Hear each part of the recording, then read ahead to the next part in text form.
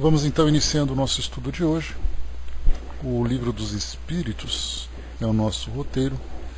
Livro terceiro das Leis Morais, capítulo número 10, Lei de Liberdade. Nós vamos para o item número 5, Livre-Arbítrio.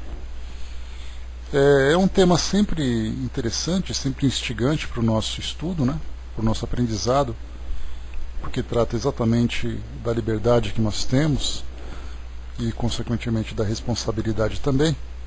E essa liberdade, o grande aprendizado que nós tiramos desses nossos estudos diz respeito exatamente ao grau de liberdade que nós temos e em quais circunstâncias essa liberdade pode ser usufruída, porque do contrário nós sempre imaginaremos que nós temos liberdade a qualquer instante da nossa existência para tomarmos as decisões que nós bem entendemos, e nós veremos que não é sempre tão simples assim. Eu peguei aqui um artigo inicialmente, autor chamado Trigueirinho, aqui do jornal O Tempo, publicado em 2016. Devemos ampliar a nossa percepção do propósito da vida. E aqui depois, então, a superação do livre-arbítrio no caminho espiritual. E diz assim para nós o texto. O livre-arbítrio é parte da etapa humana da evolução do indivíduo sobre a Terra. É a faculdade de eleger por si próprio a ação a praticar. De modo geral, até hoje foi pautado por tendências pessoais. O exercício do livre-arbítrio determinou muitas características atuais do planeta e acarretou, entre outras consequências, o estado de contaminação física e psíquica em que ele mergulhou. A superação do livre-arbítrio foi conseguida em todos os tempos por raríssimas pessoas que puderam expandir a consciência e ultrapassar o nível em que vive a maioria. Essas pessoas desbravaram o caminho para outros, e em nossa época ela se torna uma conquista mais generalizada. Quando alguém supera o livre-arbítrio buscando cumprir a vontade transpessoal existente dentro do próprio ser, nova energia começa a permear-lhe a consciência, trazendo-lhe maior impulso evolutivo e concedendo-lhe visão ampla do propósito da sua vida individual, grupal ou da vida planetária. Existe uma progressão do ser humano em relação ao livre-arbítrio. Enquanto primitivo, o homem na verdade não escolhe. Dirigido, segue os impulsos das forças que se movem em seus corpos. O seu destino é traçado de maneira estrita pela lei do karma. Quase não participa ainda da determinação desse destino. O indivíduo na evolução média, as forças do desejo e as do pensamento disputam a soberania sobre suas ações. É quando o livre-arbítrio chega à máxima expressão. Esse confronto permanece até que as forças do pensamento prevaleçam e, por fim, unam-se à vontade do eu interno da alma. Naquele cuja alma guia em certo grau a personalidade, o livre-arbítrio, apesar de ainda existir, deixa de preponderar. Por fim, quando a alma assume totalmente a condução da personalidade, o livre-arbítrio é superado. É assim que, aos poucos, leis superiores passam a reger a existência humana, substituindo a lei do karma material. A lei do karma, ou lei de causa e efeito, foi uma das primeiras a serem apresentadas à humanidade. Por essa lei, as ações, os sentimentos e os pensamentos produzem efeitos que retornam a quem os gerou a curto, médio ou longo prazo. Assim, o que é vivido hoje determina o futuro, e por isso, em alguns idiomas, costuma-se empregar a palavra destino para traduzir o termo sânscrito karma ou karman, embora ele não seja adequado, pois o termo sânscrito engloba conteúdos mais amplos, como, por exemplo, o impulso do surgimento da moral. A transformação pela qual passa um número cada vez maior de pessoas direciona-as à essência da vida espiritual e divina. Sua entrega a essa essência encaminha-as para a superação do livre-arbítrio e para a dissolução das fronteiras do ego, que mantém a consciência material apertada na sua fonte interna. dissolver os laços que atam a consciência ao ego com seus hábitos e vícios, ir além do que é possível para a maioria, renunciar às próprias ideias, opiniões e gostos e despir-se de todo o supérfluo adquirido ao longo da vida, exige vontade férrea. Disse o Novo Testamento que os chamados para seguir o Mestre eram exortados a não perder tempo olhando para trás e a anunciar o reino de Deus. Os que são capazes de exercer a vontade a ponto de fazer isso experimentam indescritível leveza, e as tramas do destino não mais os impedem de anunciar esse reino por obras de teor transcendente.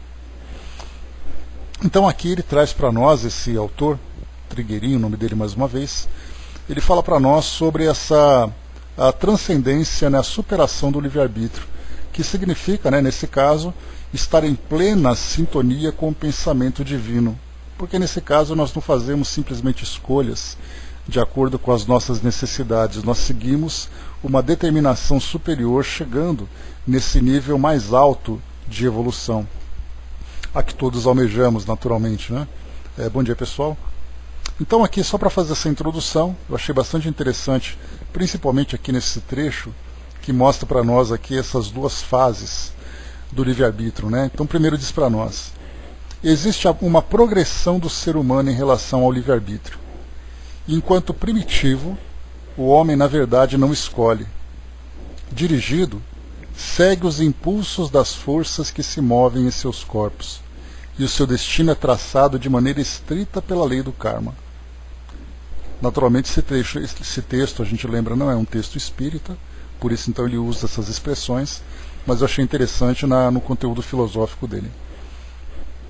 E diz ainda para nós, quase não participa ainda da determinação desse destino. Então, nesse primeiro trecho, é bem interessante porque, como ele é movido por forças do instinto, de acordo com as necessidades que ele possui, ele não é capaz de tomar uma decisão objetiva para que ele possa evoluir. Diferentemente do nosso caso, que nós veremos aqui para os indivíduos de evolução média.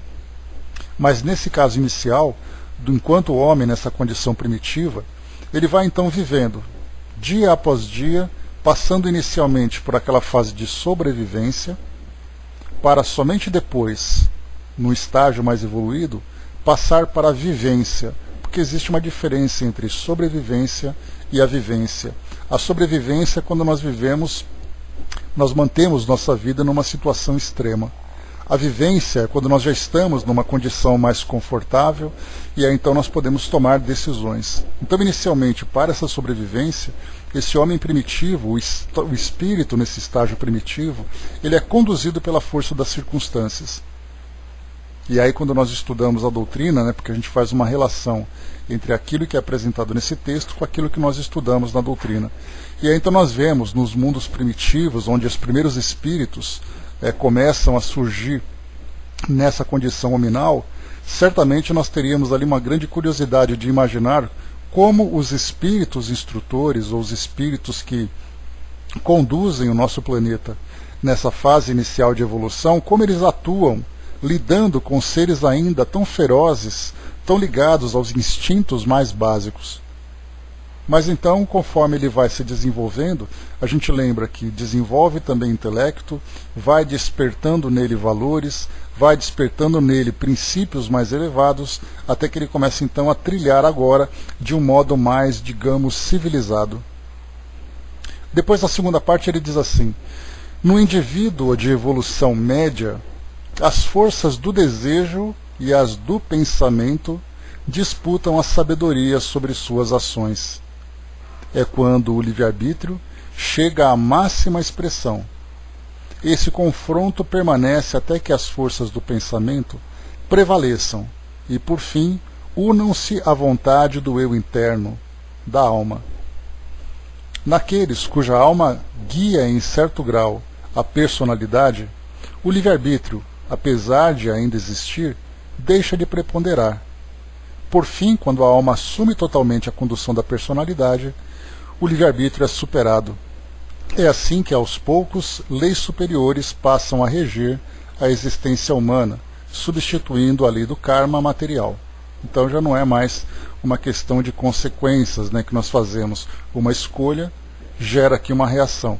Dá para entender que essa orientação que é passada aqui nesse texto, ela não traz para nós, como eu disse para vocês, princípios espíritas.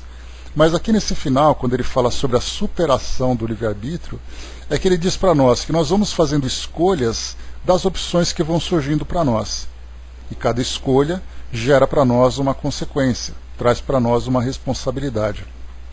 E aí então quando ele apresenta para nós, dizendo que quando nós então nos elevamos e superamos o livre-arbítrio, significa que nós estamos plenamente em afinidade com as leis superiores. E aí então nós podemos colocar os espíritos numa condição mais feliz ou até mesmo numa condição de espíritos puros. Porque então para esses espíritos não tem simplesmente ali um livre-arbítrio para escolher como ele vai conduzir a vida dele. A vida dele já foi conduzida naquele estágio necessário, e quando ele se encontra em harmonia com o pensamento divino, ele simplesmente realiza aquilo que precisa ser realizado. Eis aí então a ideia que nós temos. Seria mais ou menos essa ideia, Andréa, né, de Jesus, por exemplo, não teria a necessidade de fazer uso do seu livre-arbítrio, porque ele simplesmente faz cumprir aquilo que para ele é uma necessidade para ele, né, uma determinação divina. Então, essa é a parte importante para nós. E o Tiquitá colocou, né, o não olhar para trás deve ter referido ao nosso ontem, pessoalmente. Esse não olhar para trás, Tiquitá, que ele quis dizer assim, no nosso estágio evolutivo, a nossa encarnação atual ela é uma consequência do nosso passado. Portanto, tudo aquilo que nós fazemos hoje, das circunstâncias que nós vivemos, das situações que vão se apresentando para nós, é naturalmente uma consequência daquilo que o passado trouxe para nós. Então, nós vamos vivendo as consequências desse passado, temos que fazer esse trabalho de depuração, porque nós não podemos simplesmente seguir em frente nesse processo evolutivo sem que nós inicialmente quitemos todos os débitos anteriores. Quando o espírito então alcança esse estágio de pleno equilíbrio perante as leis divinas, o passado dele já não faz mais diferença. Exatamente, ele não se preocupa mais, ele não se atola, como você colocou, nesse lamaçal do nosso passado, que vai, claro, né, cada vez mais se tornando, né, menos viscoso, vamos dizer assim, e permitindo que nós avancemos com mais propriedade. Então eu achei esse texto bem interessante, por isso eu quis apresentar para vocês. E a gente agora vai, claro, né, colocar aqui os princípios doutrinários para a gente poder ajustar essas ideias no nosso estudo. Vamos lá. Esse é um problema, né, o embaixador, né? Não apenas ela, mas todos nós. Muitas vezes nós vivemos no nosso passado atual, muitas vezes nós trazemos ali resquícios do nosso passado em existências anteriores. Isso dificulta demais a nossa evolução, porque quando nós olhamos muito para trás, nós não conseguimos olhar para frente, né, para dar um passo mais seguro para o nosso crescimento. Então vamos lá. Questão 843. O homem tem livre-arbítrio nos seus atos? Pois que tem a liberdade de pensar, tem a de agir. Sem o livre-arbítrio, o homem seria uma máquina. Então, essas escolhas, né, como esse texto apresentou para nós, eu achei ele muito legal porque ele traz para nós uma visão que vai além daquilo que nós vivemos aqui no mundo físico. Porque enquanto nós estamos aqui, tudo para nós é escolhas. Nós temos que escolher aquilo que nós vamos comer, o lugar onde nós temos que ir, de que modo que nós vamos trabalhar. Então tudo para nós ainda é escolhas. E como foi colocado num trecho daquele texto, existe aquela fase, principalmente do homem numa condição mediana, em que os seus impulsos estão em conflito com os seus pensamentos.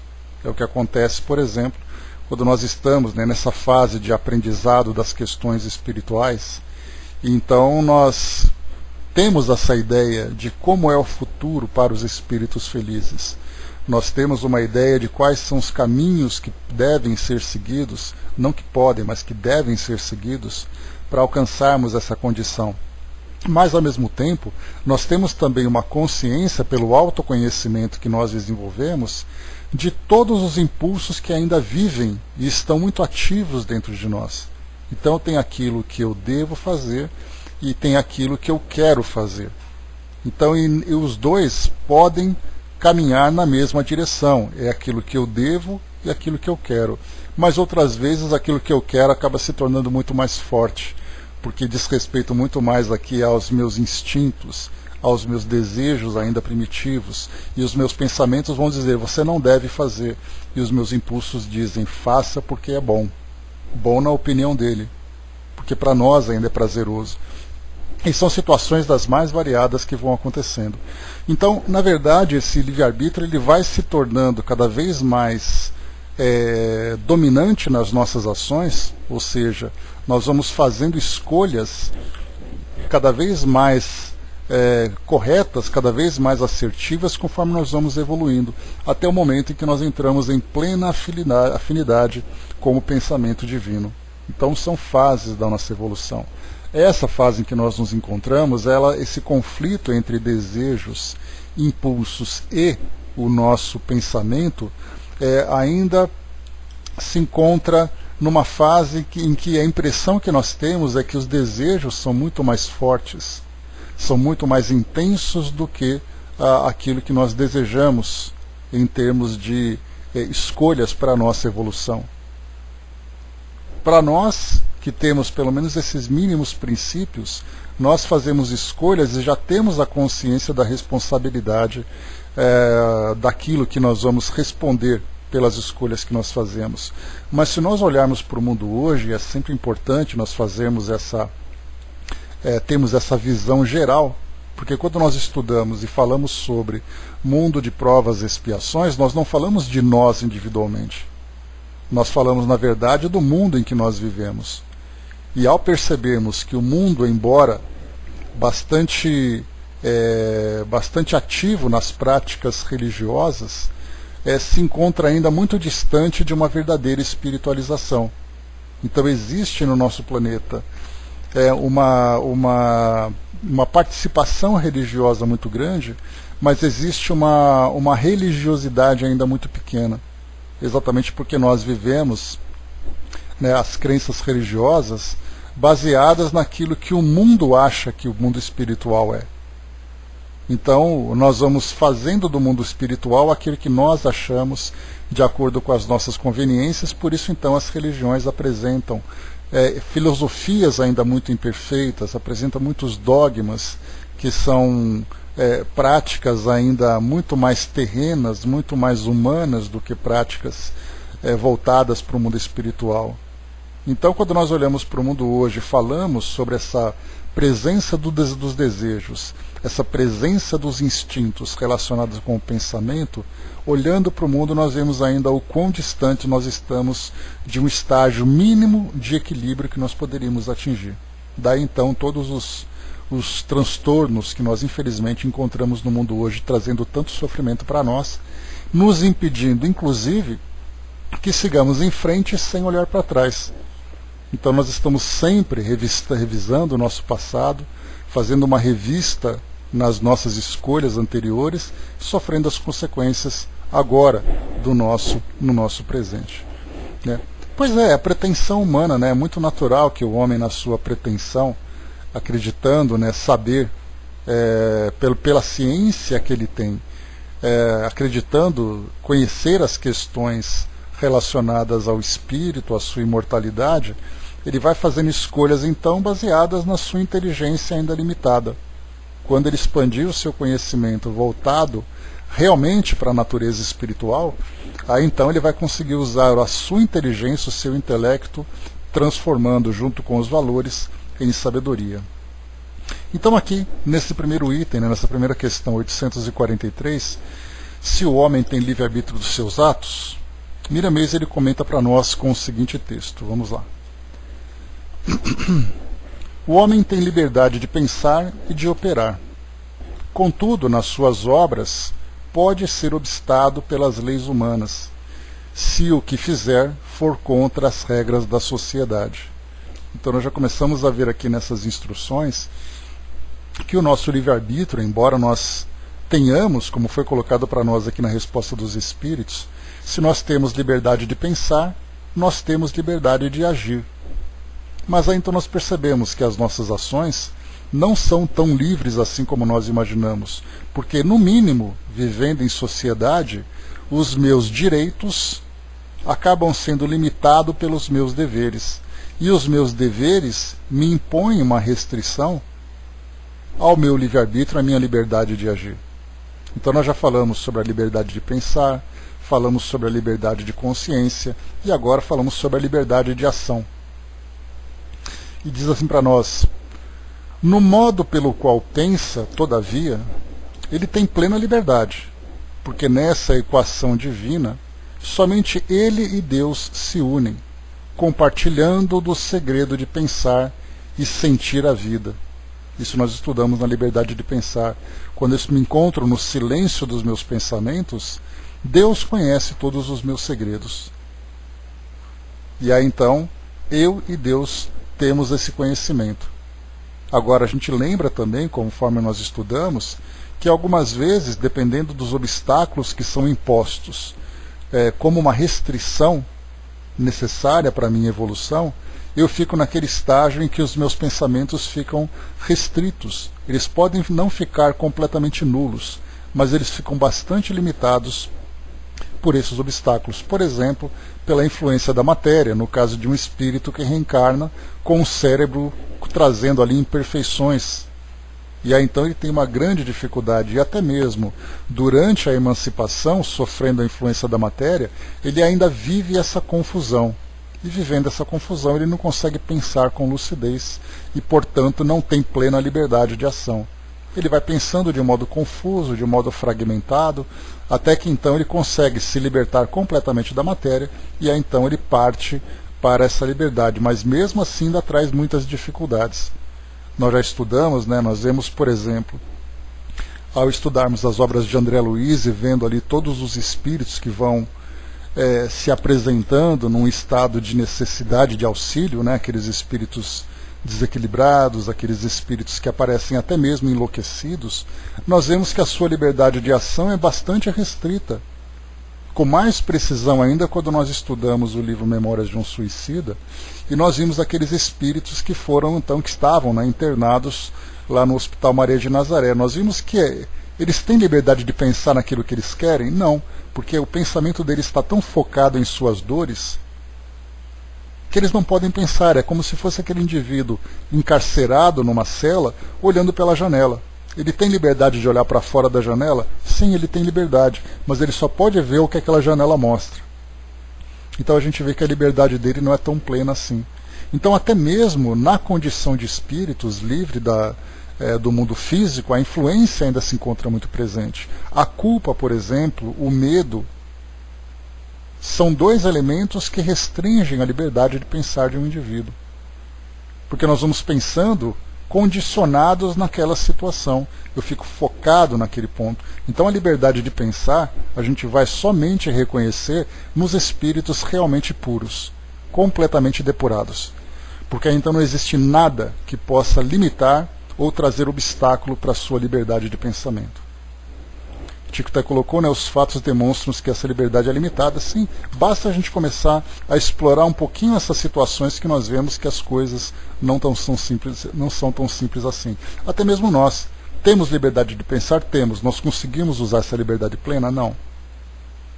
Exatamente por causa dessas nossas preocupações, desses nossos medos, culpas e tudo mais. Diz aqui para nós então ainda: o livre-arbítrio é, pois, uma disposição de semear. Os pensamentos são sementes formadas no campo sagrado da alma. Porém, ela é obrigada a colher os seus frutos. A doutrina espírita, inspirada no Cristo de Deus, veio ensinar aos homens como escolher o que plantam na lavoura do mundo e das criaturas. É nessa escolha que a vida pode nos surgir cheia de esperança. Se o homem não conseguiu ainda limpar seus pensamentos dos contrários da caridade, deve esforçar-se mais um pouco, passando a orar com mais fé, porque ninguém pode livrá-lo do mal, a não ser ele mesmo. Aqui já entra aquela passagem quando nós falamos sobre a oração, por exemplo, do Pai Nosso, que nós vemos que, embora ela seja bastante sábia no seu conteúdo, ela acaba sendo ainda bastante imatura no que diz respeito às leis divinas, né? Quando nós pedimos, né, para que Deus nos livre do mal, nós lembramos que são as nossas escolhas que nos colocam numa condição do mal. Então a gente pede para que Deus nos livre das tentações, para que Deus nos livre do mal, sabendo que as tentações e as decisões que nós tomamos se encontram dentro de nós.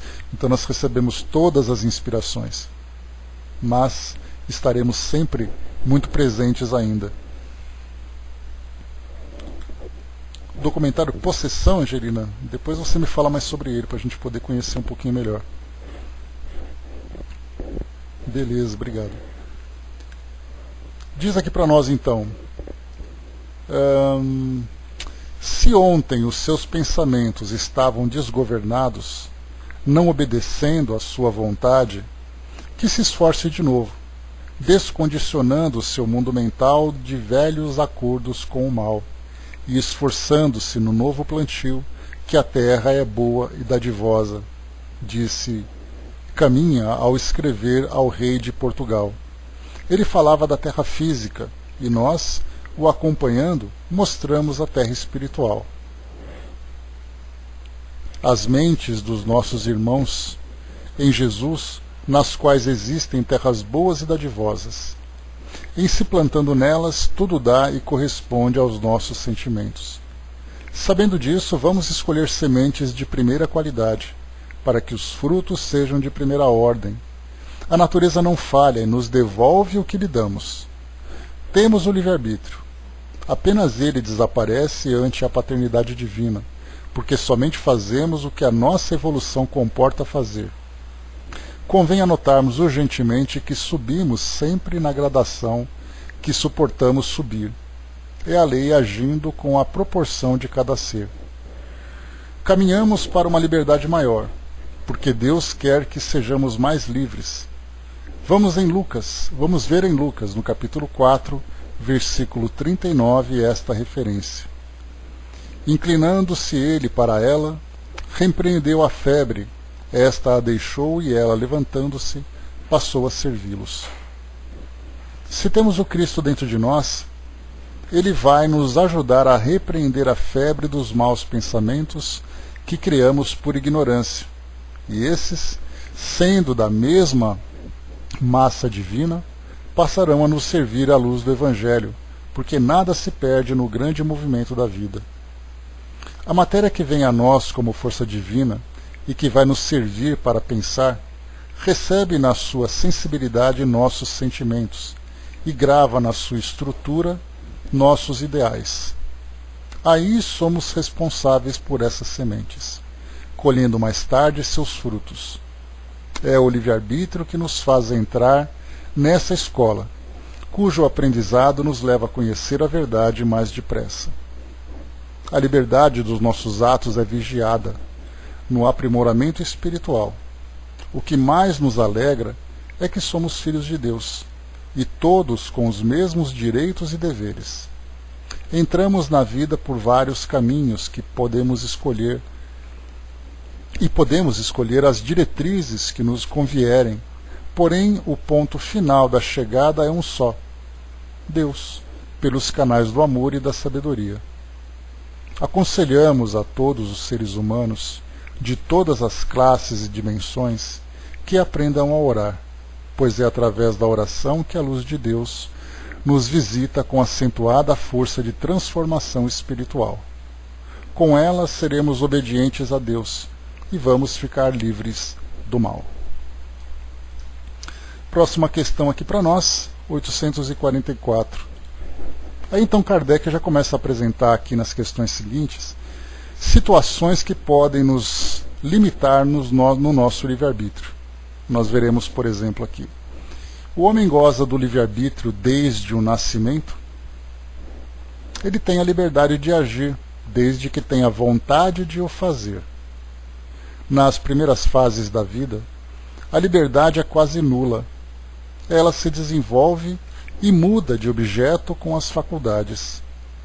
Estando os pensamentos da criança em relação com as necessidades da sua idade, ela aplica o seu livre-arbítrio às coisas que lhe são necessárias.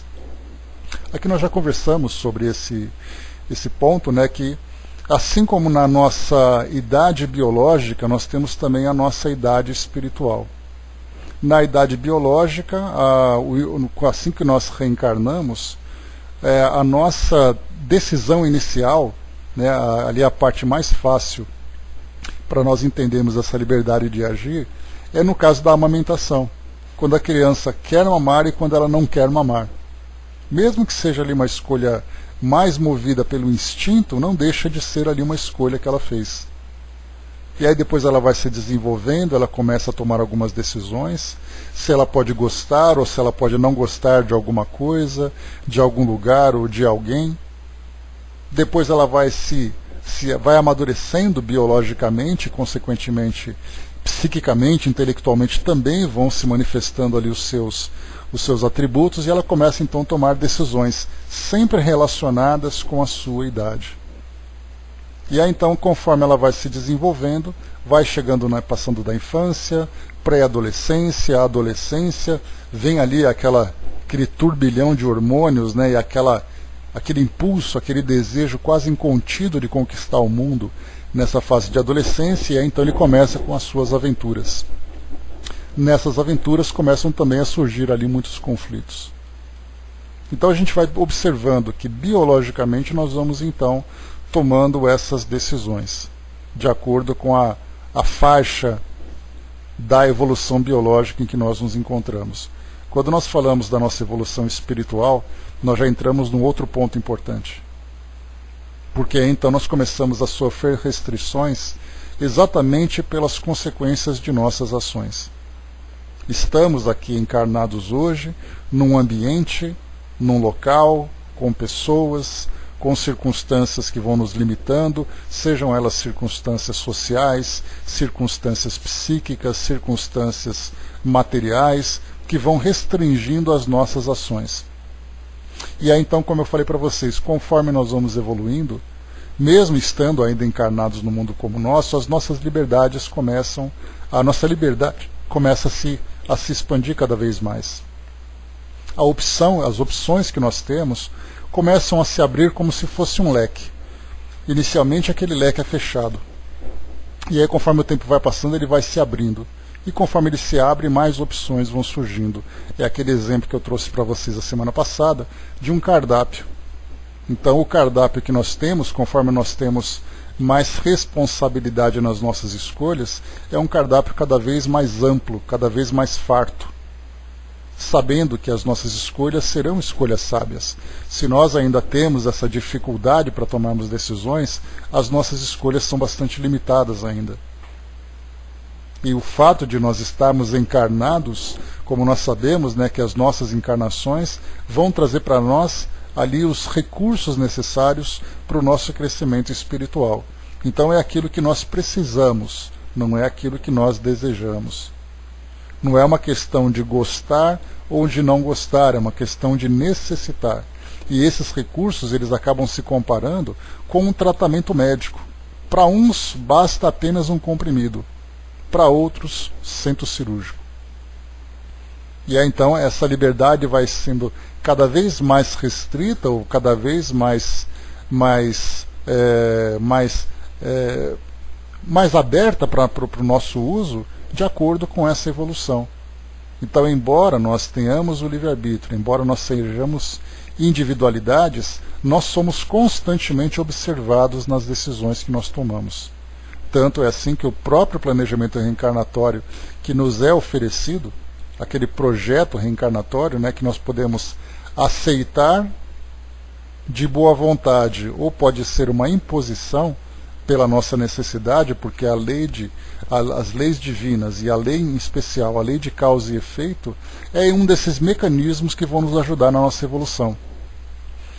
Nós ainda temos muito o que aprender com essas leis, porque nós vemos hoje situações que acontecem no nosso mundo, que nós vemos a aplicação dessa lei. Mas a nossa grande dúvida é exatamente por que ela se encontra aplicada, e muitas vezes por que daquela forma, nas situações que nós observamos. Então nós vemos ali espíritos que encarnam numa situação difícil, espíritos que vivem uma encarnação numa situação bastante problemática, espíritos que desencarnam numa situação traumática. E aí, sabendo que o acaso não é o acaso que rege as vidas, né, essas vidas todas, incluindo as nossas próprias vidas também, nós vemos então que existe esse controle. Então, para o nosso entendimento, para nós que somos curiosos, principalmente nós que somos estudantes da doutrina, nós queremos ver em prática todos esses conceitos que nós vamos estudando aqui nessas obras. E aí então ver o livre-arbítrio sendo aplicado, ver a lei de causa e efeito sendo aplicada nessas situações conflituosas aqui do nosso mundo, nós gostaríamos de conhecer de ponta a ponta onde ela começou e como ela vai terminar na história de cada indivíduo. Então, de um modo genérico, nós entendemos então que o livre-arbítrio se encontra regido por essa lei de causa e efeito. Eu tenho liberdade de escolha, mas também tenho responsabilidade pelas consequências das minhas ações. É a lei de causa e efeito, submetida então às leis gerais, a essas leis divinas. Então conhecemos de um modo genérico, o que já é bastante para nós. A partir desse entendimento, nós vamos então conduzindo nossas vidas de acordo com esse projeto evolutivo que nós temos. Sabemos que as dificuldades ou as circunstâncias que nós vivemos têm por objetivo a nossa evolução. Cabe a nós então aproveitar esse ambiente, esses recursos disponibilizados, muitas vezes recursos limitados, limitações essas que foram impostas exatamente pelas escolhas que nós fizemos anteriormente, e aí então fazer uso desses recursos que nos são oferecidos para o nosso crescimento. O Tic-Tac colocou nesse assunto, me lembra alguns argumentos usados contra o castigo da vítima, né, acreditando ao livre-arbítrio do algoz. Né? Esse também é um outro enigma para nós, né, Tic-Tac, porque conforme a gente já estudou sobre isso, inclusive trazendo para nós aqui instruções dos amigos espirituais, que falava que para alguns indivíduos a situação para ele era uma situação que muitas vezes de dor, que era necessário para o seu despertamento. Mas a pergunta é, quem vai provocar essa dor? Será que existe alguém designado com esse objetivo, que veio com esse propósito de fazer o mal? Ou esse indivíduo vai atrair essa situação dolorosa para o seu aprendizado? Então esse é mais um dos enigmas que dizem respeito a lei de causa e efeito, e que nós compreendemos ainda muito pouco. Porque muitas vezes uma situação que nós vemos agora, seja ela o início, seja ela um desfecho, nós vemos o momento. Mas muitas vezes o momento faz parte de uma situação que se desenrola durante muito tempo. É uma situação em que o indivíduo vai se comprometendo, não apenas com a situação, mas se comprometendo com outros indivíduos, e aí então chega o momento em que ele precisa despertar. Então por que isso acontece? E para nós vemos aqui tantas coisas acontecendo, né, na mídia, em nossas vidas e tudo mais, que a gente se pergunta por que as coisas são assim. Né? E essa, inclusive, é uma das grandes dificuldades que as pessoas têm de entender sobre a natureza de Deus. Por que as coisas são como são? Porque aí ele diz assim, se Deus permite isso, então eu não aceito Deus. Esse é um dos argumentos, inclusive, daqueles, né, que vivem aquela filosofia do ateísmo. Que tudo acontece por acaso, que tudo acontece de acordo com as escolhas que nós fazemos, que não existe uma força superior conduzindo a vida de ninguém, exatamente por causa dessa dificuldade. Né? Pois é, o algoz pode, sem dúvida, ele tem esse objetivo, porque a dor que será imposta a uma determinada pessoa, e ela fazendo bom proveito dessa dor, ela acaba aprendendo com isso. Mas aquele que provocou a dor acaba de semear aquela semente amarga que ele vai ter que colher. Então a gente fica pensando, parece que é um ciclo vicioso. E nós temos que reconhecer a nossa limitação para compreender isso. É uma situação que a gente guarda direitinho ali nas nossas gavetas, esperando a hora da gente poder abrir de novo essa gaveta e olhar de novo com um olhar mais profundo, com um olhar mais completo, com um olhar mais sábio. Então, enquanto para uns é a libertação, para outros é o encarceramento. Porque conforme aquela passagem do Evangelho, né, O escândalo é necessário, mas ai daquele por quem vem o escândalo. Ou seja, o escândalo é exatamente para despertar o indivíduo, mas aquele que provoca o escândalo, esse vai ter responsabilidade por aquilo que ele causou.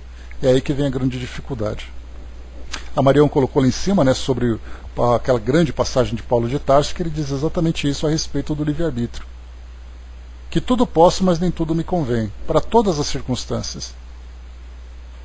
Porque essa liberdade de ação que nós temos, eu tenho liberdade de fazer o que eu quiser, com quem eu quiser, a hora que eu quiser. Mas a partir do momento em que eu uso essa liberdade, eu sofro as consequências. E aí então a grande sabedoria é exatamente pensar isso. Eu posso fazer o que eu quiser. Mas nem tudo favorece o meu crescimento, nem tudo me convém para o meu aprendizado.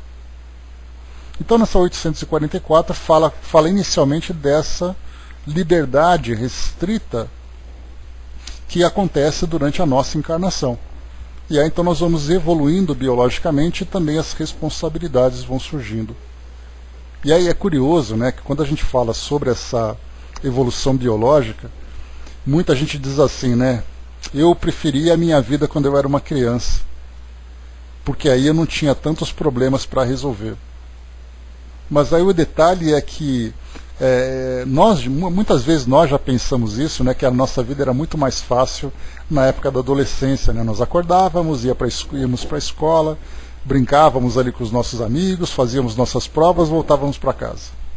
Aí depois ia para a rua brincar com o pessoal, aquela coisa toda, e a nossa vida ficava nesse mundinho agradável, né, de lazer, de diversão, de pequenas responsabilidades. E aí então nós começamos a amadurecer. Só que conforme nós amadurecemos, o detalhe é que a nossa visão do mundo começa também a se transformar. E aí nós queremos conquistar, queremos vivenciar experiências do mundo, e nós nos esquecemos que junto com a liberdade de escolha, vem também a necessidade da responsabilidade. Então a nossa vida como adulto, na verdade, ela vai se complicando exatamente porque nós fazemos escolhas complicadas. Pensar, por exemplo, dentro da vida afetiva. Na época de namoro é muito mais legal, porque não tem tanta responsabilidade, cada um vai para sua casa, só vive ali os bons momentos, aquela coisa toda, aí quando casa vem a complicação. Só que nós percebemos que nós complicamos as nossas relações. Que o casamento poderia ser entre casais que se entendem bem e que têm aquela proposta de fazer com que as coisas deem certo, poderiam aplicar isso também durante a vida de casamento, mas aí então começamos a fazer escolhas diferentes.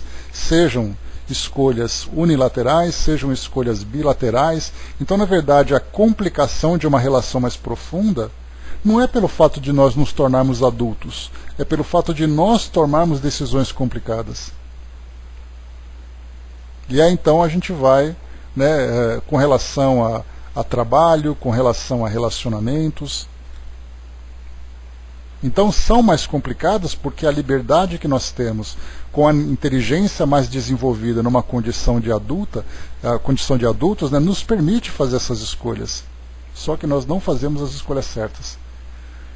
Nós fazemos aquilo, mais uma vez, né, nós fazemos aquilo que nós desejamos, não aquilo que nós precisamos. E aí então vem naturalmente toda a complicação. André colocou, né, e muitas vezes essas escolhas já estão marcadas no perispírito, aí tudo se complica, que vem como tendência, né, André? Aquela tendência, aquele impulso que vai nos atraindo para aquela situação, e em que as decisões mais difíceis, aquelas mais sacrificantes, são as mais corretas. Só que nem sempre nós estamos dispostos a fazer escolhas sacrificantes. Nós queremos fazer escolhas fáceis. Só que nem sempre aquilo que é o mais fácil, né, é a história da porta larga e da porta estreita. Nas situações mais problemáticas, são as escolhas da porta estreita que são as mais sábias. Mas nós fazemos escolha das portas largas. E vem aí então a grande dificuldade. Busco sempre a minha alma antes das escolhas, né? É aquela história, né, como eu sempre coloquei para vocês, Angelina, quando nós estudamos os textos de Raul Teixeira, ele comentava sobre o espírito Camilo, né? Fatival, bom dia.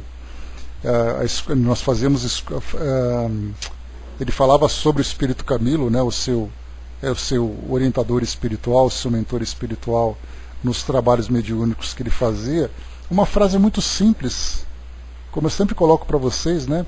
E depois, se vocês anotarem essa palavra, essa expressão, e depois, e colocar na geladeira, no espelho do banheiro, no painel do carro, seja lá onde for, tudo aquilo que nós fizermos, esse e depois vai estar muito vivo na nossa mente.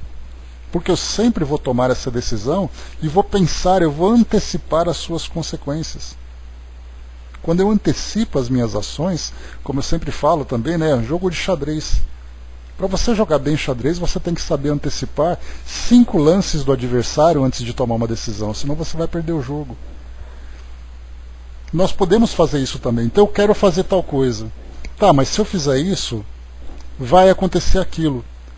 Mas nós, né, imaturos como somos, nós fazemos assim: eu vou tomar essa decisão e tomara que aquilo não aconteça. Então a gente toma a decisão errada e torce para não ter consequência. Só que não adianta. Quando nós tivermos essa maturidade, entendermos exatamente que cada escolha que nós fazemos depois eu vejo, ou então tomara que não dê certo. Na hora eu vejo o que eu faço. Só que na hora vai doer. E nós podemos fazer isso antes. Então, os estímulos que nós recebemos aqui no nosso mundo são estímulos muito provocativos, são muito sedutores. E eles vêm exatamente ao encontro das nossas tendências. Porque, na verdade, né, somos nós que atraímos as circunstâncias. Né? Se, por exemplo, né, eu vou trazer um exemplo pessoal, né, eu não bebo nenhum tipo de bebida alcoólica. Então, se por acaso você colocar ali caixas e caixas de cerveja, caixas e caixas de bebidas na minha frente, eu vou tirar porque está me atrapalhando. Agora, para aquele que gosta, aquilo é uma atração. Mas, embora isso não me atraia nem um pouco, existem outras coisas que me atraem. Então, na verdade, a gente vai andando pelo caminho e as coisas que vão nos atraindo vão aparecendo. Parece que é provocativo, né? Elas vêm de propósito para ficar na nossa frente, se exibindo, para gerar em nós aquela tentação. E nós simplesmente cedemos. Exato, embaixador. Sabe por que existem conflitos? Porque é exatamente aquilo que nós lemos naquele texto inicial. Existe aquilo que eu quero, que faz parte dos meus impulsos, e existe aquilo que eu preciso fazer, que vem ali do meu pensamento. Esse conflito interno entre aquilo que eu não devo fazer, que eu sei, que a minha consciência está dizendo, você não deve fazer isso, e aquilo que os meus desejos estão dizendo, faz porque é gostoso, que é aquele simbolismo do anjinho e do diabinho que está em torno no nosso lado, é a maior dificuldade. Então, por isso que sempre o caminho certo, no mundo como o nosso, é aquele caminho de sacrifícios. Não um caminho de martírios, é diferente. Nós, inclusive, estudamos aqui, no Livro dos Espíritos, sobre provas voluntárias. É aquela prova, né, aliás, o suplício voluntário, que nós criamos situações dolorosas para nós sem necessidade.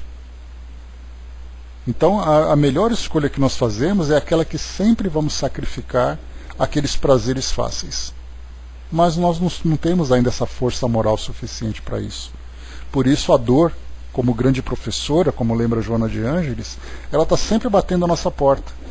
Vim aqui te fazer uma visita. Por quê? Porque você me chamou. Infelizmente, nós temos essa dificuldade ainda. Dudu colocou, né, eu sei da causa e efeito, mas isso sempre me veio à mente, né, mesmo sabendo como é, e sendo espírita, mas sempre me veio essa pergunta, que quero fazer, né? Pois a gente sempre tem essa necessidade. Por isso que é viver aqui no nosso mundo, né? Deixa eu ver aqui, Dudu.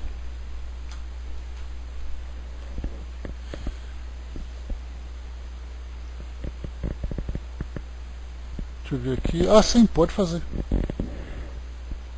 Vamos lá. Deixa eu ver aqui se eu não perdi nada mais em cima aqui que vocês colocaram.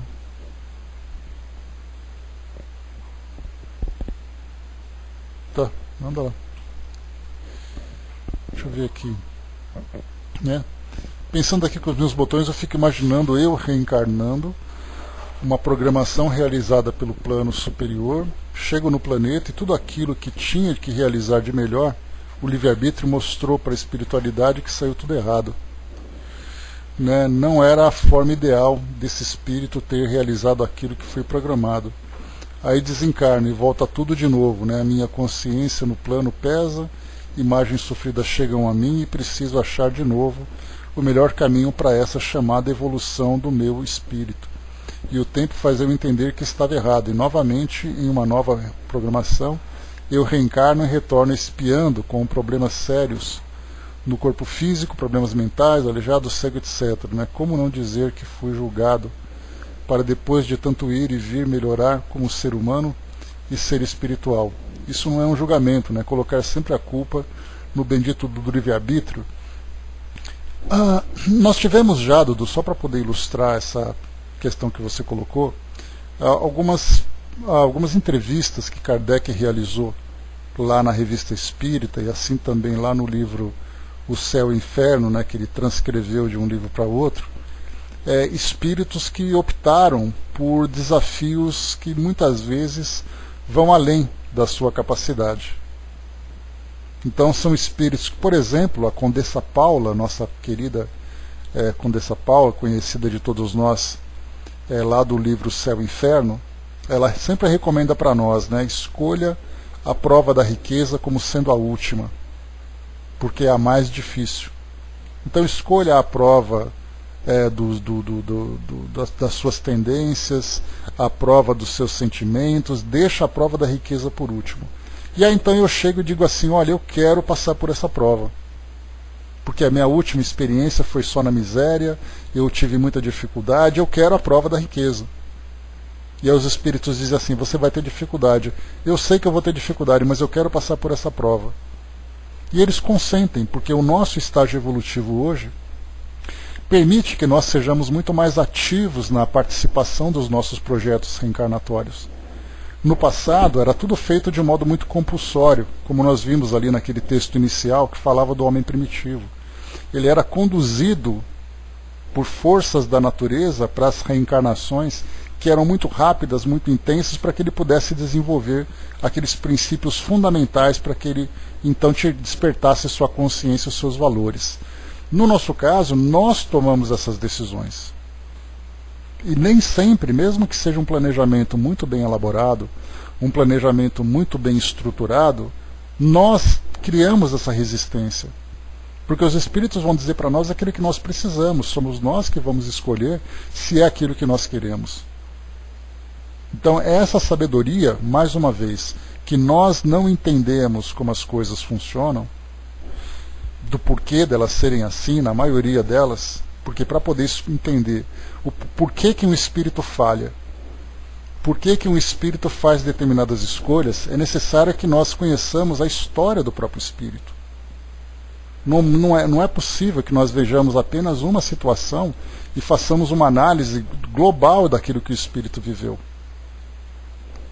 Dudu colocou, né, acho que estamos sendo julgados sim pelo plano, mas isso se esconde dizendo isso é evolução, causa e efeito, isso sempre martelou na minha mente, né? É importante lembrar sempre que o nosso planejamento reencarnatório, ele não é um planejamento de férias, né? Porque a gente pensa assim, olha, você vai reencarnar numa vida tranquila, você vai ter ali um bom salário, você vai encontrar ali a outra metade da sua laranja, você vai encontrar um centro espírita perfeito, com pessoas perfeitas, e você vai reencarnar.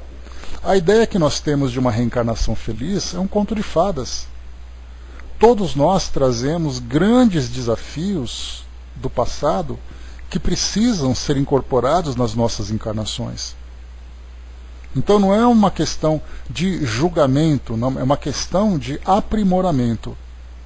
Porque o aprimoramento é assim, olha, você vai reencarnar, vamos olhar o seu histórico, vamos olhar ali a sua ficha corrida. E aí então no passado mostrava que nós tínhamos uma tendência muito negativa que trouxe para nós muito sofrimento. Nessa nossa encarnação atual, esses mesmos desafios vão surgir de novo. Então toda a reencarnação traz para nós um conteúdo de desafio. Nada vem fácil.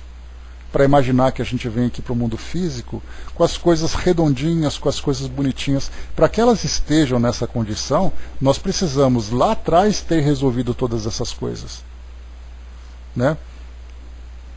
Não, tranquilo, Dudu, faz parte por isso que eu falei para vocês, é muito difícil para nós fazermos uma análise do nosso ponto de vista. Nós temos essa dificuldade ainda de entender como o mecanismo dessa lei de causa e efeito, pelo fato da nossa visão ser muito limitada. Nós estamos aprendendo agora sobre isso nessa existência atual. E a lei de causa e efeito vem nos acompanhando desde os primórdios da nossa existência. E ao levantarmos esses questionamentos, o que é muito justo, e no plano espiritual não vai ser diferente, eu espero que todos nós aqui do nosso grupo, quando chegar no plano espiritual, sejam aqueles alunos questionadores, chatos, que ficam perguntando o tempo todo, que não saem de biblioteca e ficam ali pegando no pé dos mentores, porque é esse o aprendizado que nós temos. Porque do contrário, a gente vai chegar como aqueles alunos, aqueles espíritos, que são... que não tem curiosidade, não tem estímulo, não tem vontade de aprender, não tem vontade de crescer. Então exatamente esse é o nosso propósito, de tentar fazer com que tudo seja muito bem explicado, porque é a partir dessa clareza que as nossas decisões virão com mais facilidade. O Flávio lembrou lá em cima, férias e mundo de provas e expiações não seria uma boa escolha, e não é mesmo. Apesar, o Flávio, a gente lembra que para alguns espíritos é concedida essa facilidade. Que o espírito diz assim, olha, eu sofri muito nessa encarnação, assim como no plano espiritual, nós já vimos situações assim, que o espírito diz assim, olha, o próprio Camilo Cândido Botelho, na Memórias de um Suicida, ele tinha 3 opções: estudar, reencarnar e não fazer nada. Ele optou em estudar. Só que no fundo, esse estudar era para protelar um pouco mais o retorno dele, porque ele sabia que quando reencarnasse, ele viria com grandes dificuldades em consequência do suicídio que ele teve. Então muitos espíritos escolhem naquela facilidade, dizendo assim, olha, dá um descanso para mim, eu quero reencarnar com um pouco de tranquilidade, porque minha última existência foi muito difícil. E aí os espíritos vão dizer, olha, mas não perde tempo, aproveita essa oportunidade. Não, mas por favor, me dá. Tá bom, você quer? Então vai. Já que nós estamos nessa condição de livre-arbítrio, de maturidade, de um pouco mais de maturidade para escolher. Só que depois que nós passamos o tempo aqui nessa vidinha água com açúcar, a gente volta para o mundo espiritual. Muito bem, você já descansou, né? Então agora vem cá pegar tudo aquilo que ficou atrasado para você pôr em dia de novo. Poderia ter feito de um modo diluído, de um modo mais distribuído para facilitar o nosso desenvolvimento, mas a gente faz essas escolhas. Então os espíritos fazem de tudo para nos convencerem, para que nós aproveitemos essa encarnação. Porque são muitos espíritos que imploram por uma oportunidade de reencarnar e eles não recebem essa permissão por não estarem ainda em condições para isso. E nós que estamos aqui hoje somos privilegiados. Seria mais ou menos como se nós todos estivéssemos numa universidade reclamando das aulas. E nós não olhamos para fora para ver quanta gente queria ter a oportunidade que nós temos. Gente que não tem dinheiro, gente que não tem uma capacidade intelectual, gente que não tem condições para poder estudar, e nós estamos na faculdade reclamando. Ah, porque eu tenho que acordar cedo, porque esse professor é muito chato, porque essa matéria é cansativa. Olha para fora e pergunta quem queria estar no nosso lugar. Milhares de pessoas, ainda mais num país como o nosso, numa condição social que nós vivemos hoje. Chegar na porta e falar assim, quem quer tomar meu lugar? Faria uma fila enorme. E nós lá dentro não valorizamos aquilo que tem.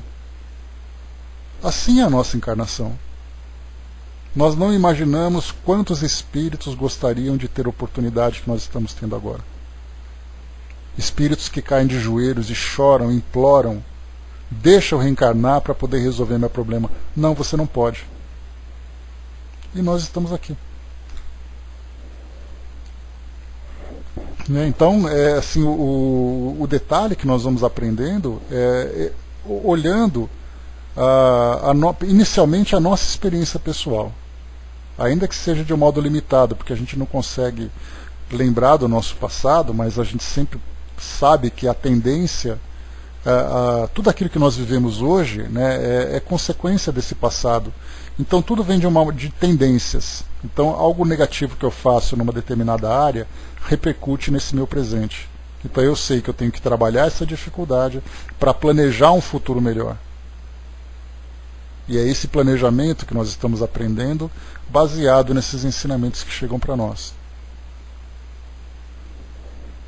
Tic-Tac colocou, né, sobre essa questão de questionar os próprios pensamentos, faz parte, a gente tem que ter uma referência, né? O problema é quando a gente fica questionando, fica dando voltas em cima do mesmo espaço, né, e acaba não saindo do lugar, lamentavelmente. A Marion colocou, a Chaconete colocou em cima, né, essa das férias, acharam legal, meu espírito é preguiçoso, mas é um desafio, quantos espíritos gostariam de vir aqui? Chaconete, se nós tivéssemos liberdade de escolher, é aquilo que eu sempre falo, né? São 5 pilares que são bastante presentes, que acabam sendo a causa da nossa derrota, a causa da nossa queda. É dinheiro, beleza, fama, poder e inteligência. 5. Se nós pudéssemos fazer a escolha, eu pensaria assim, olha, eu quero ser uma pessoa muito rica, muito inteligente, uma pessoa muito bonita, muito atraente, uma pessoa muito poderosa e uma pessoa muito famosa. Essas seriam as escolhas que a gente teria. Dá para imaginar o estrago que nós faríamos com tudo isso? A desgraça que nós cairíamos por causa dessas facilidades todas? Então seria quase isso, né, embaixador? Sem dúvida. Então a gente pega esses filmes que vão mostrando na televisão, né? 50 tons disso, o outro filme não sei das quantas, que mostra todo mundo. Essa seria a nossa escolha. É a receita do sucesso, né? Esse seria o paraíso para todos nós, mas seria um paraíso infernal. Por isso então as escolhas que nós fazemos, elas são muito voltadas para a nossa necessidade realmente imediata, e cada um ali de acordo com a necessidade que tem. Dudu colocou, né, peço desculpa pela abordagem, né, mas mesmo sendo espírita há anos, isso sempre mexeu comigo. É só aqui que a gente pode perguntar e argumentar. Pois é, e são respostas que a gente não vai conseguir ter ainda. Porque na verdade, embora nós tenhamos aqui o nosso guia, né, que é os nossos livros e tudo mais, nós somos cegos guiando cegos, né, porque a gente faz suposições sobre o plano espiritual, sobre esse mecanismo todo que nós não conhecemos. Então, por mais que nós estudemos e tudo mais, chega uma hora que a gente não consegue ir além, porque essa porta não se abriu para nós ainda. O André colocou nesse assunto, é muito bem abordado no Trilhas de Libertação, né? Forte, né? Então tá aí. Pois é. Então vamos lá, pessoal. Então, assim, o que a gente pode colocar, deixa eu ver onde nós paramos aqui, peraí. A gente está aqui nessa questão 844, né, do homem gozar o livre-arbítrio desde o nascimento. Então a gente pensa assim, olha, como eu sempre falo para vocês, para a gente entender o que se passa na mente de um obsessor, é necessário que nós nos vejamos como obsessores. Como eu prejudicaria alguém que é minha antipatia, que eu queira me vingar? Quais seriam as minhas estratégias?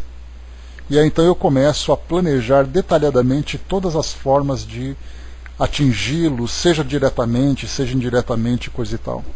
Se nós queremos entender como funciona o planejamento reencarnatório, nós temos que nos colocar no papel de um planejador de uma reencarnação, que vai ajudar um espírito a reencarnar. E aí então quais são os detalhes que nós vamos observar nas dificuldades daquele espírito? Claro que nem tudo é mostrado para nós, porque a gente lembra, estudando aqui no próprio Livro dos Espíritos, a respeito do esquecimento do passado, que se nós nos lembrássemos da causa de tudo, anota aí, hein? Eu bizu, hein, Tic-Tac. Então, se nós nos lembrássemos desses fatos do passado, seria para nós algo que nos imobilizaria de um modo muito forte. Porque assim, mas eu sei que essa vida que eu estou vivendo agora é um grande desafio. Mas por que eu estou vivendo isso? Aí chegaria aquele nosso amigo espiritual, abraçaria assim, colocaria o braço em volta das nossas costas, diria assim para nós: você tem certeza que você quer saber? Aí claro, como a gente é criança pirracenta, a gente vai dizer: quero sim, eu quero porque eu quero, então eu vou te mostrar. Aí quando a gente se dá de cara com o nosso passado, e ver o constrangimento que nós vamos cair, ver o estrago que nós fizemos, a gente não vai ter coragem de se olhar no espelho. Então, por isso, muitas vezes, aquilo que é apresentado para nós hoje vem de um modo velado. A gente pode não saber porquê, mas a gente tem que entender que se a coisa existe, é porque ela teve uma causa. Kardec trouxe isso para nós lá no Evangelho segundo o Espiritismo, no capítulo 5, né, Bem-aventurados os aflitos. Nós temos as causas atuais das nossas aflições, que é o uso do nosso livre-arbítrio, e nós temos as causas anteriores das nossas aflições, que foi aquele livre-arbítrio utilizado no passado. Não sabemos por quê. Aliás, não sabemos o quê, mas nós sabemos o porquê. Porque é exatamente ali uma necessidade de ajuste. Quando nós estivermos no plano espiritual, depois que nós tivermos superado todos esses desafios do nosso dia a dia, aí nós estaremos em condições de abrir esse nosso livro íntimo das revelações. Porque vai dizer assim, olha, você lembra a sua vida agora, essa última encarnação, o que você viveu? Eu vou dizer assim, lembro claramente. Então olha aqui a causa disso tudo. Aí ele volta ali umas 4 páginas e fala assim, olha como você viveu sua vida anteriormente. Observe as facilidades que você teve que você não soube aproveitar. Observe o prejuízo que você causou para você ou para outras pessoas. Observe isso e tudo mais. Olhe as escolhas que você fez no seu último planejamento antes de reencarnar por causa dessas escolhas anteriores.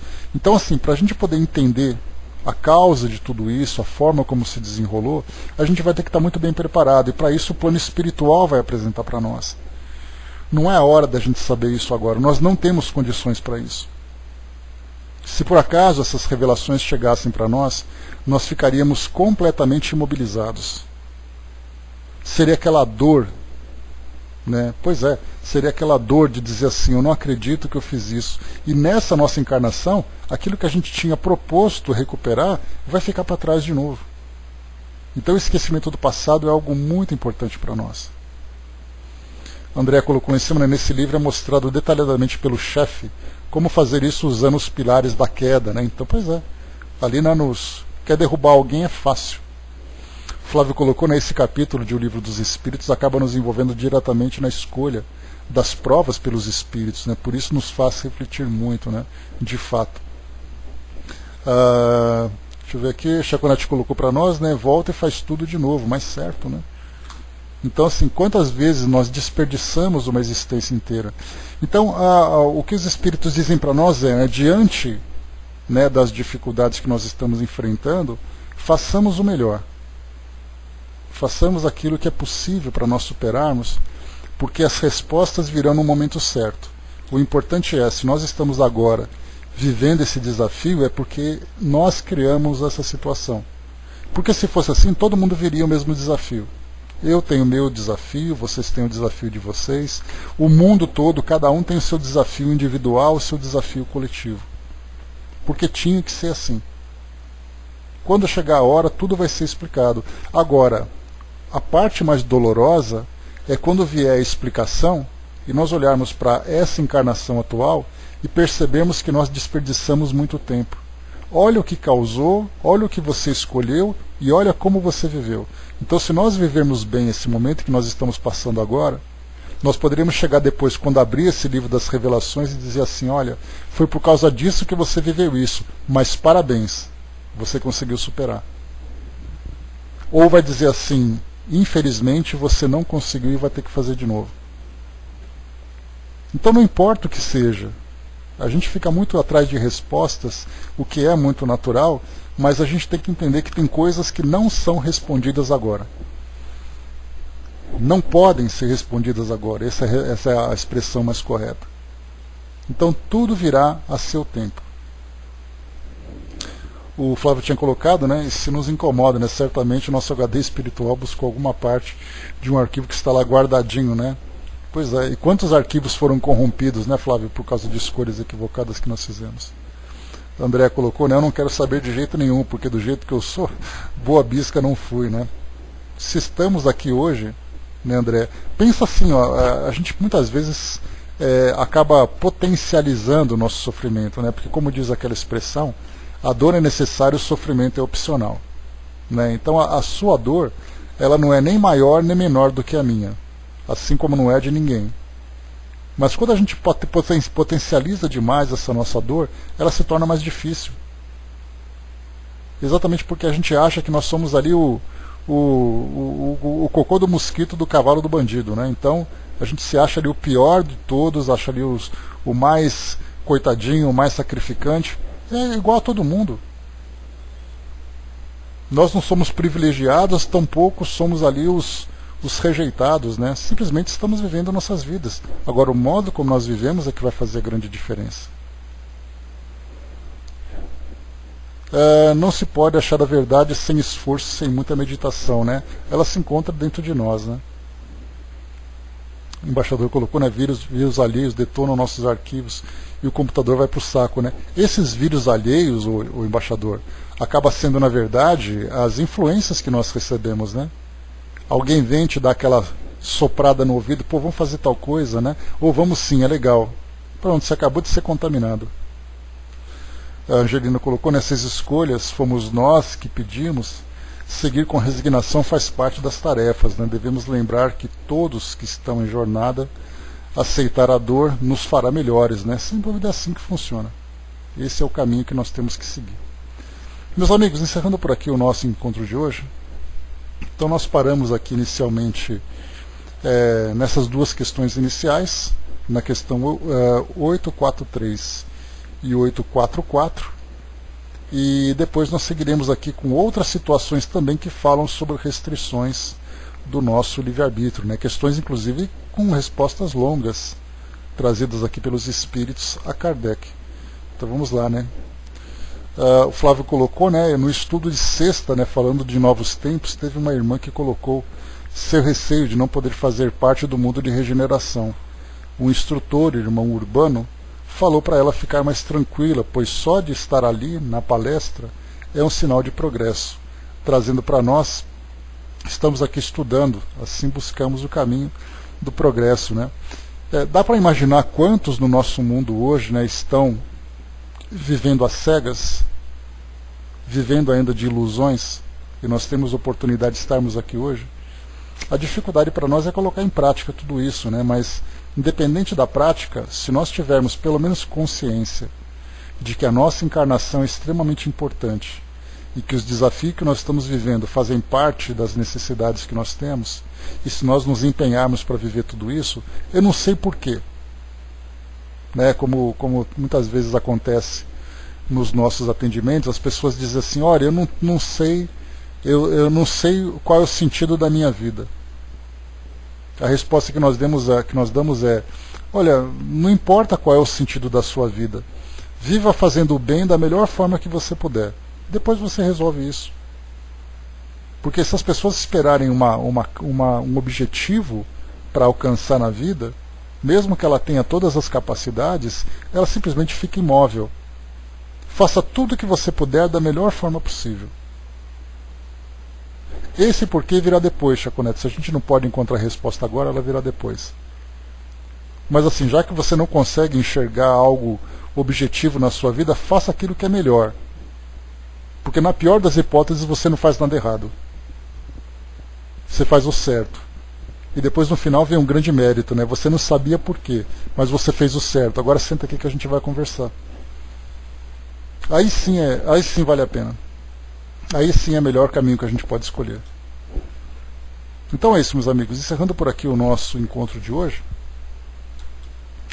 Mais uma vez, questão 844, foi aquela que nós paramos. E então nós continuaremos na próxima quinta-feira, né? E lembrando sempre, né, das várias situações que nós estamos vivendo, aqui na nossa vida e também no plano espiritual, todos esses exemplos que vão chegando para nós, das histórias que os espíritos trazem, né, no caso André Luiz, por exemplo, contando sobre a vida desses espíritos, né, nesse que nós estamos estudando nos domínios da mediunidade, nós tivemos contato com 3 espíritos, né, 2 obsessores e um que era um obsessor mais grave, que era um caso de possessão. Esses espíritos serão então conduzidos, vão passar por essa recuperação e terão que fazer escolhas de novo. aí vai virar um novo planejamento reencarnatório, porque na encarnação anterior eles falharam. E assim a gente vai vendo esse ciclo vicioso, o espírito ficando preso nesse ciclo de dor e de dúvidas, porque ele simplesmente não consegue se desprender. Quando ele se desprende, é como se o sol nascesse num dia de tempestade, né?